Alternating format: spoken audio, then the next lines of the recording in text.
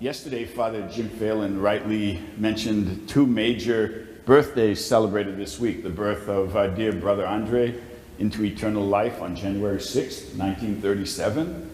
And then Venerable Patrick Peyton's 110th birthday tomorrow, Wednesday. But there's one other major birthday to celebrate this week. That is Father Pinto Paul's birthday, January 8th, today. Last year on his birthday, we were at his family home in Kerala after meeting in Bangalore with some of the brothers who are present here. And I had an amazing experience to visit Kerala for the first time, a state in India that I had only heard about before.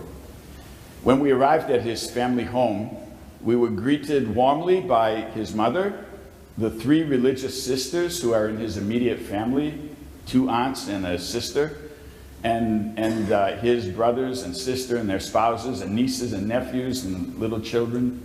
And as we entered the home, the first image that I saw on the wall opposite was of the Sacred Heart of Jesus enthroned as the master of the household. After these warm greetings and embraces, we sat down to a lavish meal of many exotic dishes of meat, fish, rice, gravies, etc. It went on and on. And I thoroughly enjoyed this lavish feast, too much actually, to tell the truth. And when I had reached the limit, Sister Maria Goretti, in spite of her name after a little saint, she's pretty imposing. I'd like to call her Sister She Who Must Be Obeyed. I kept repeating, I'm good, meaning I've had enough, I'm full.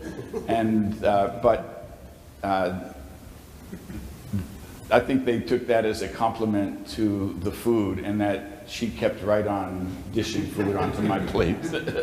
Since English is a mystery to many of Father Pinto's family, there was a cultural and language divide that I could not negotiate without assistance. So I begged Father Pinto to rescue me, and finally he explained to them that I loved the food, but it was enough.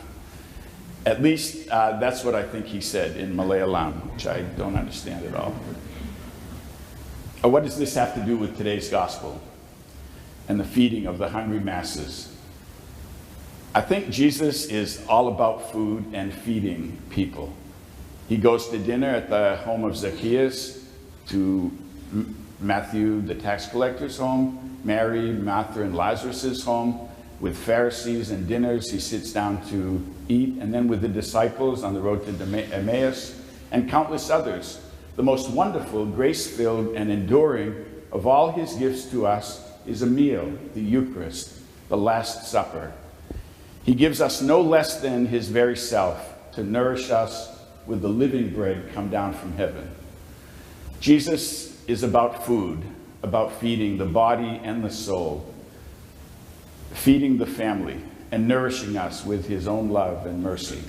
How can we not take what he does and repeat it in our own way, following his example and feeding our brothers and sisters and our families, especially families who are the masterpieces of God's plan and design?